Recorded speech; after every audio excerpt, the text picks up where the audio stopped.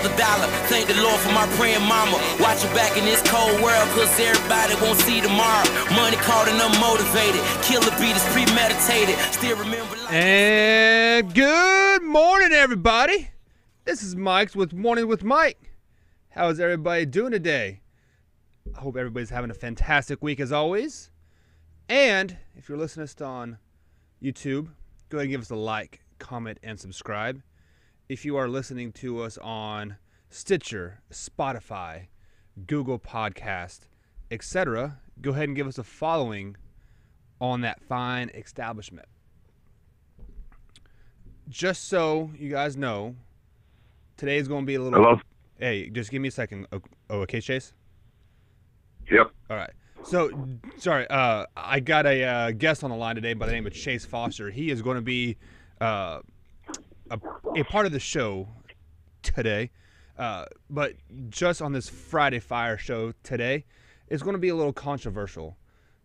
And I just want to say this up front. I am not a racist by any means, even though all of my Facebook friends seem to think so, and quite frankly, I could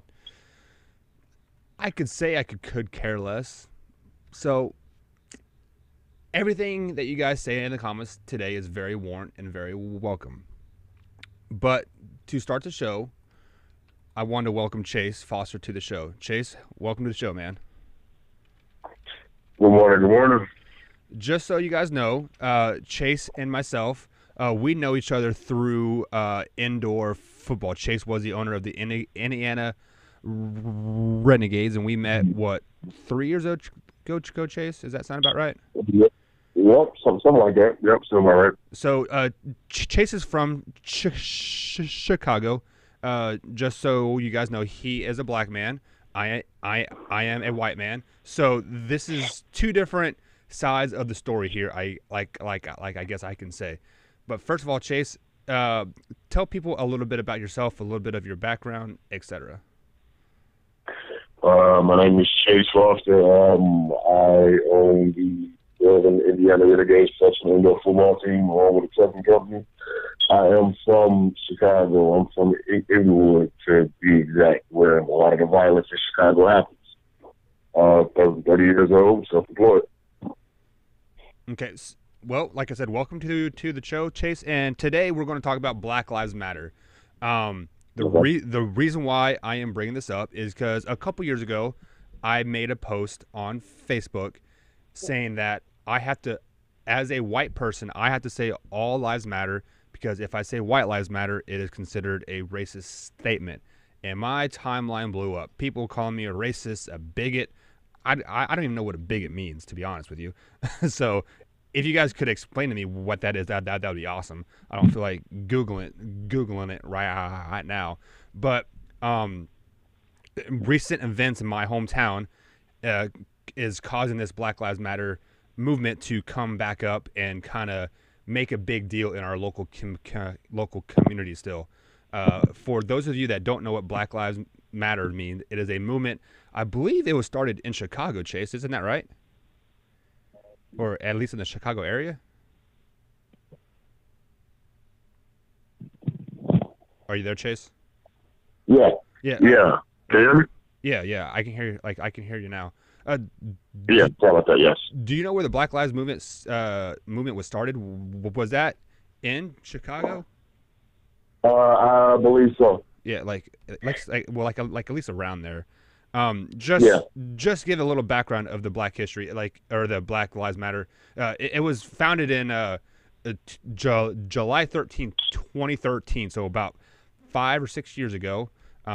It was basically it was a movement that was sparked by injustice in the police community toward the young black men, mainly. With the Trayvon Martin shooting and then the Ferguson shooting, that kind of thing. That really sparked the movement of the Black Lives Matter. So, Chase, as a black man yourself, have you actively participated in the Black Lives movement, like any of the protests or anything like that? You know what? Yes. I mean, here with the Laquan McDonald situation, where I don't know if you're familiar with it, but an unarmed black man was shot 16 times by Chicago police. No, could you give us a little information on that story? Because I have not heard that story. Not being from Chicago area. A couple of years ago, like I say, a white cop shot an unarmed black man 16 times because I guess he tried to say that he tried to pull a weapon on him, but no weapon was recovered. Even still, you guys shot him 16 times. That's more than a clip. Yeah, that's a 2 clips and a half, if I'm not mistaken. Yeah. So yeah, I mean, that is definitely a overkill. I would say. Basically, that's definitely more than overkill. So when that happened, were you part of the protest that happened in Chicago? I'm assuming. Yes. Okay, and what was the protest about? Was just to bring light on the situation, or what was the overall goal of the protest? Well, mine was to bring light to the situation. You know, with any movement, there's people that just want to raise bait, and then there's people who actually care about what's going on. I was actually trying to bring light to the situation, and you know, like let people know that this is not okay, and to get the media's attention. You know. And did you guys accomplish that situation? Like, was there media coverage on it? Like, what was the end result? Like, did the officer ultimately get charged with murder or something, or like what exactly happened? He's facing murder right now. They're actually in the process of jury selection right now. So, just kind of a weird question. Do you think he will survive in jail? Like, say he does get on the death penalty, or like, do you think the black men in the jail are just going to end his life? You know what? Well, I know you're not familiar with Chicago, but the county jail here, Cook County Jail, is one of the most infamous jails in America. He would probably have to be segregated, and so that he, you know, and so they send him to the actual penitentiary that he's going to go to. I don't see him walking around in general population now. So yeah. Like, he'll be in solitary confinement probably for the rest of his life. Well, I wouldn't take the rest of his life, but at least while he's at least he'll decide what penitentiary he's going to go to after the trial. I don't see him walking around our county jail freely. No. Gotcha. So, we've kind of stepped around the main issue that like me as a white person has, like, about the whole Black Lives Matter movement. Let me state this right now. I am not against the Black Lives Matter movement at all. I support everything that you guys do, like peaceful protest, bringing light of the situation, etc. It is when it gets turned around on every which way. So, there has been people that have said that the Black Lives movement is a racist movement towards white people, Mexicans, etc. Clearly that is not the goal of the founder of the Black Lives Matter movement, but there are those core group of people that make everything about them and everything's racist. Do you agree with that or no? Yeah, I mean, you know what, like in every movement, that, you know, that's a lot of, you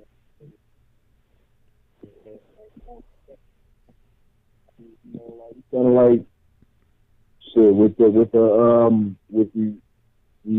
Arab front. I mean, you know, like, you got Arabs that are peaceful, and then you got the ones who are gonna twist it to make it fit their point of view, and then run with it and do something completely different from it. You know?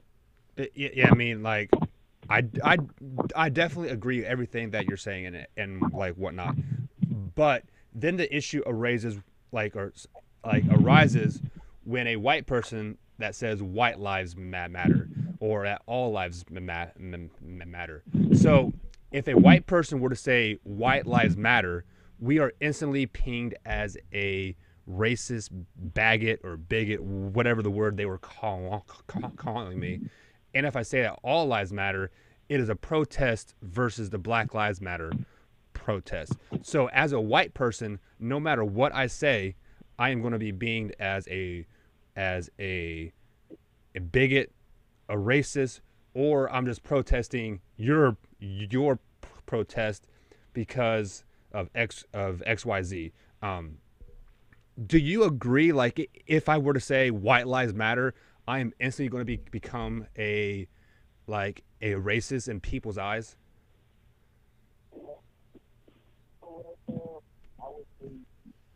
Yeah, you're kind of cutting out, Chase. Okay, so what I said, I would say initially no, because I mean, like I say, you got people who are gonna twist what you say no matter what, right? You know, so I mean, so yeah, so like, you know, like as long as you clarify that not just white lives matter, to me personally, it doesn't bother me. Like I say, you got people who are literally gonna twist everything you say. So you're saying when I say white lives matter, I have to clarify that all lives matter still, though, right? Yes. So when you say Black Lives Matter, do you have to clarify that all lives matter as well? You know what? I would. That's not a problem. Well, you know, because like all lives actually do matter. But like yes. I say, we're bringing attention to what's going on in the Black community at this very second. You know? Yeah. I mean, and like I said, like I support the movement 100%. Like don't get me wrong, but like I'm just trying to bring the issue as like a white man from rural Kansas sees the view type of thing. So like you're from Chicago, where like you guys see this every day. You know, you see police shooting black men every day. You know, like I think there's an average of a death a day in Chicago, or there was for like a while. Yeah. And it's mainly young black men being shot. So exactly. And like this is why that movement was started in the first place, was to bring like hey, we are like I read some crazy stats somewhere that a young black man is more likely to die in the streets of Chicago than a army person is in Iraq or Afghanistan. Yeah. So kind of take that in, people, and kind of digest that information. So like I kind of want to get back to this racist issue that like I've like I said, like I've been called a racist a lot in the last year or two, just because like I want people. I'm the type of person that wants you to defend your movement. Like explain to me why you are saying this. Why are you saying that? Not just the Black Lives Matter. I'm talking about the flat Earth crap. If we've been to the moon, like I will support your opinions if you prove to me, like just give me some facts. So as a white person myself, like I've been to college, etc. Do you think that, so there are all black colleges out there. There are black scholarships. There are the NCAAP or the NCAAPP or NAACP. Yeah. There you go. So those are all black groups, black colleges, black scholarships. But there was one time I remember, I want to say it was like 2003 or 2004.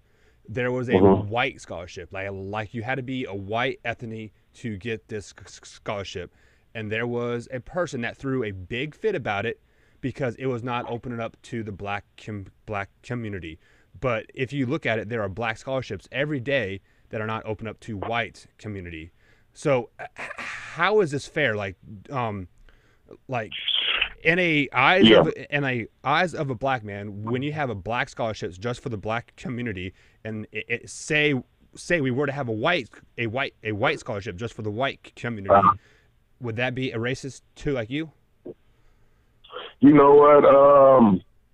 you know, to be honest, like as a black man, you know, we don't have the same opportunities that, you know, that a white kid will have, you know, with the same grades, you know, man, or even good grades, all that stuff. And it's still hard, you know, for us to get scholarships, stuff like that, unless we're athletes. Where, you know, like in white America, I mean, let's be serious. It's easier to get those resources. You have those resources readily available because mostly in white communities, you guys have the better schools, you know, the better infrastructure, you know, to help push your kids through life. Unlike, you know, myself. I mean, you know, man, you know, I went to school in one of the rougher areas in Chicago. You know, it wasn't exactly a cakewalk.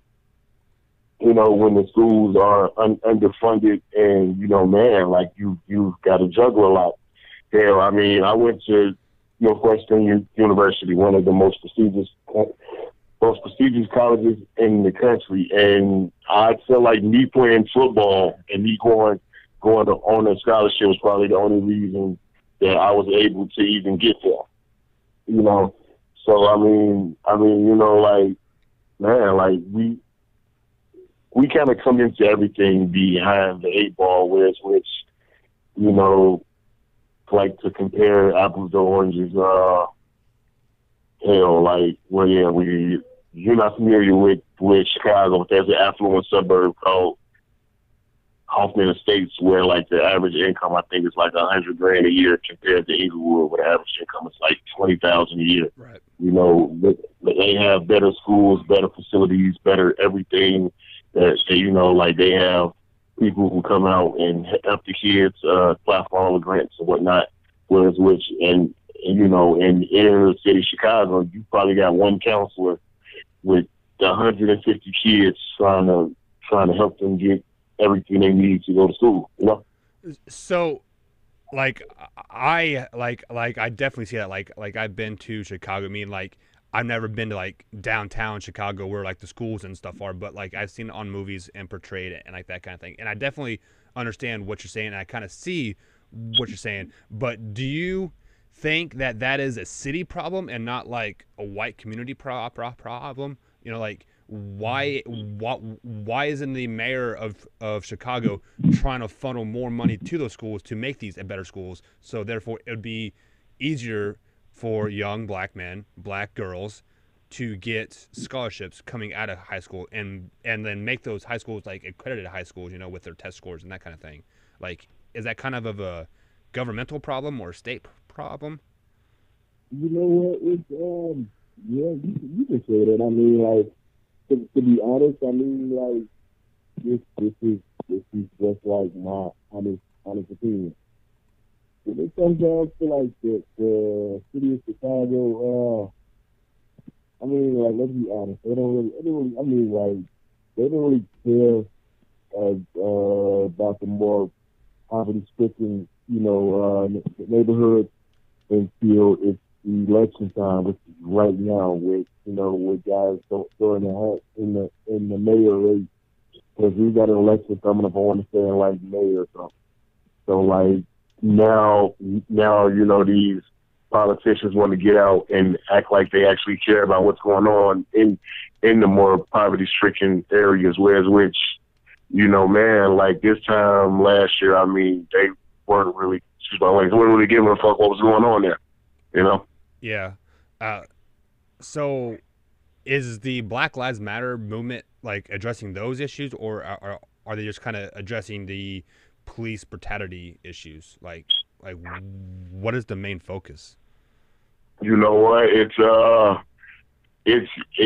mainly the police brutality, but we are out, you know, in the schools as well, because, you know, like, you can't just say Black Lives Matter with it being police brutality and not the educational front as well. You know, I mean, man, you know, we've been at the mayor's office, you know, man, you know, he definitely knows we exist. He definitely knows that that man, you know, that it's a trickle down effect, so to speak, towards which things are not being run correctly. So, like I kind of want to hammer home this whole racism issue, because I'm being called a racist right now just because a white man is talking about a Black Lives Matter. Like, can a white person not say Black Lives Matter like without being called a, you know, like I don't like, I'm not understanding this just at all. I'm literally like, my phone's blowing up. You're like a racist. You're a bigot, whatever. A bigot. I don't even know what a bigot means. I should probably look that up. But can a young white male not say Black Lives Matter and like intelligently speak on it like without being called those things? You know what? To be honest, this is my personal opinion. If you're having an intelligent conversation with an intelligent human being, they'll be able to decipher exactly what you're saying. So yes, you can. You know, like the thing is that, you know, like, people are looking at the comment or like listening to what you're saying with a preconceived thought, or already we're not like looking at it like, you know what, like this guy's saying, you know, like white lives matter too, not as like only white lives matter, but you know, man, but you guys are putting emphasis on black lives matters. What about everybody? You know, so man, like I say, if you have an intelligent conversation with an intelligent person, then they'll be able to understand exactly what you're saying. They just want to get hung up on the fact that you're saying white lives matter. You know, see, the problem is now is that like we live in a generation where like everybody is, for lack of a better term, the fucking snowflakes. Everybody's crying about something. Right. You know? Well, and I think a lot of that, like, our world has become a lot of pussies, if the proper word. And, like, a lot of this has to do with Facebook and social media in general, because before, these people that thought this way, they were too scared to say anything because they didn't have a keyboard to post their thoughts or the TV exactly. screen. And hide behind. Yeah. So I mean, like, the people that are like calling me a racist and like all this stuff, they don't have to face the consequence. You know, they're not saying that to my face, because like I guarantee you, 90% of those people would not say that to my face, simply because they don't have the courage, I guess, to say it. Yeah. So I mean, like most things that people say, I take with a grain of salt. Yeah. And I just like, I really just want to get a point of view from you, a black man from Chicago, because like I really think it is a landscape thing, you know, like, because like obviously you being from the Chicago area, you see a lot more of like these shootings, the police brutality, that kind of thing. Me being from rural Kansas, I don't see that. I just see it on the news. And like I see it as the news blowing it out of proportion. You know, hey, you know, there was a white guy getting shot by a police just straight down the street, but yet this isn't on the news. But a black man in New York selling cigarettes is a big deal. So like that's kind of how we see it, coming from like a rural area. Do you have an opinion on that at all?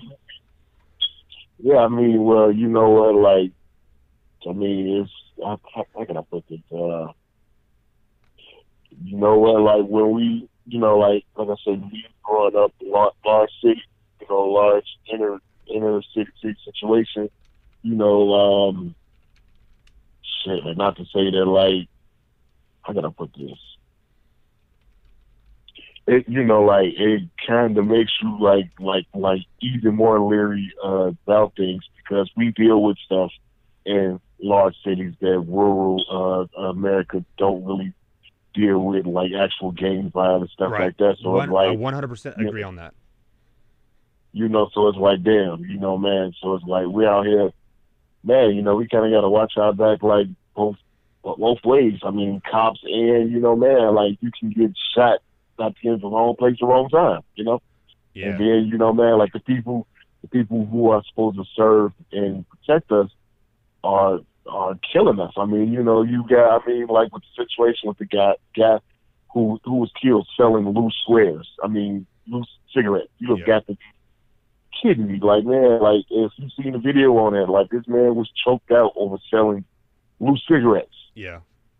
Well, loose cigarettes. I mean, and just to add a little background to that story, like, apparently it is highly illegal to do that in New York. Like, it's a felony or something to that effect.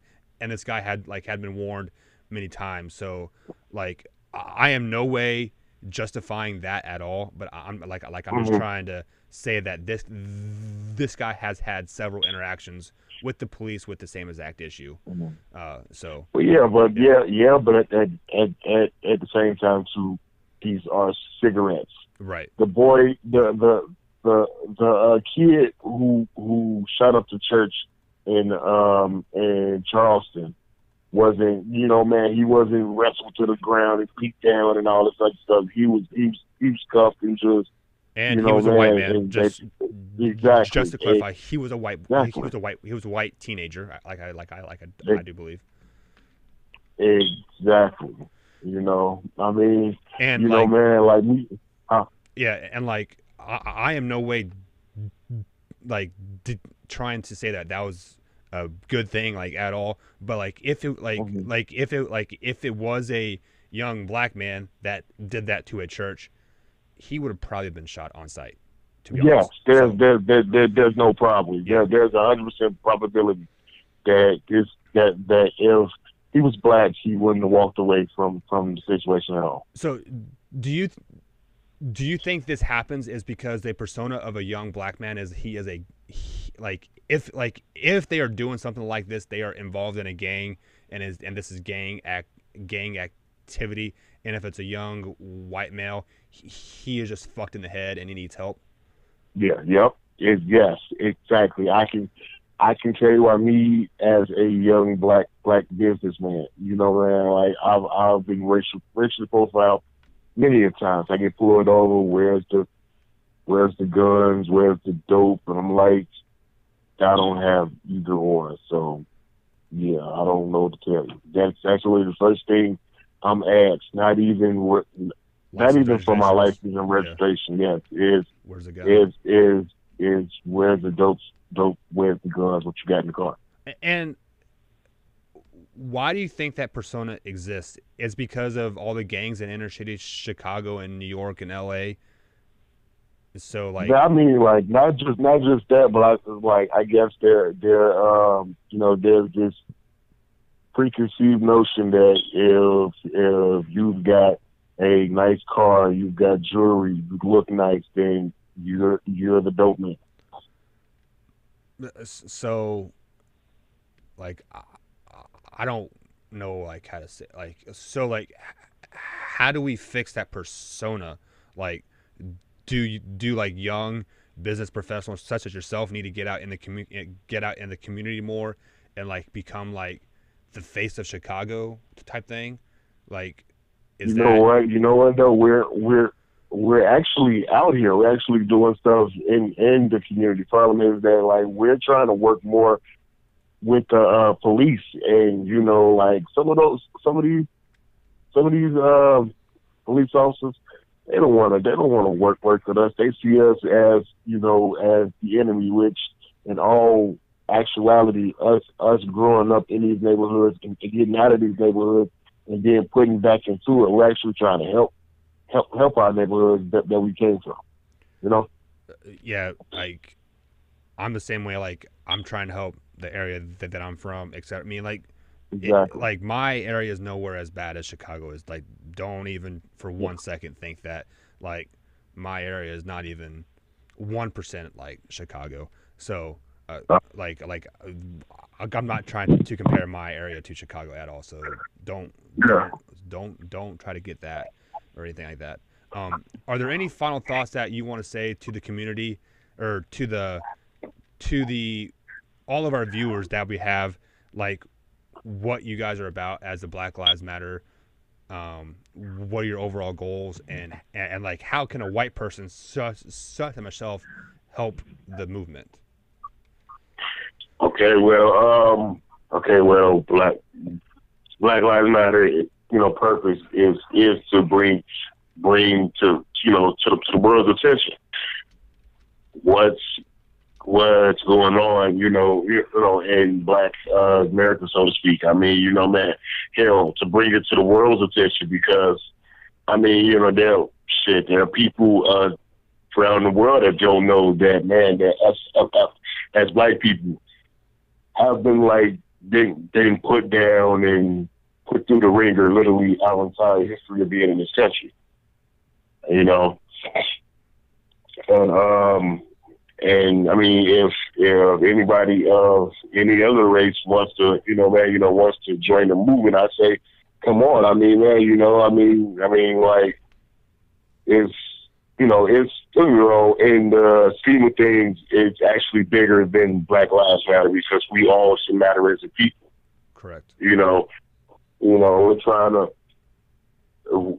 trying to show the world this. I mean, man, because if we're all united front, then I mean, man, then we can solve this situation all together. There are a lot of non-Black people, white people, Hispanics, who are actually part of the movement and get out here, with us hand in hand. And just if God forbid, if one of our members who's white, finds a situation where it's, where the roles are reversed, and we're still going to support our members, So yeah, so I mean, man, if any non-Black person wants to join the movement, I say join it. I mean, man, it's not, it's not the Black Only Club. I mean, come on, Alrighty. Well, I believe you guys can go to blacklivesmatter.com, and there's a bunch of information on there. I'm on the site right now. Oh, sorry, it's actually blm.com. It is the there's a bunch of information on there that they have a bunch of cities on it, on there. Louisville is actually one of the cities on there, so that's kind of surprising to me, like a little bit. But Chase, thank you for joining me and having a conversation with a white man. All right. So I definitely appreciate that, and we'll talk to you next time. Okay. All right. All right, guys. So that was Chase Foster. Like I said, he is a young Black man from Chicago. He is kind of on the outskirts of Chicago, so he's not in the heat of it anymore per se. But Chase is a very intelligent person, and he can actually. Chase is the type of person that will see both sides of the fence, and I really feel like there are a lot of people that don't see both sides of the fence, and Chase is definitely a anomaly when it comes to that. And I definitely appreciate Chase for being on, and the Black Lives Matter movement as a whole. Let me rephrase this: I do support it.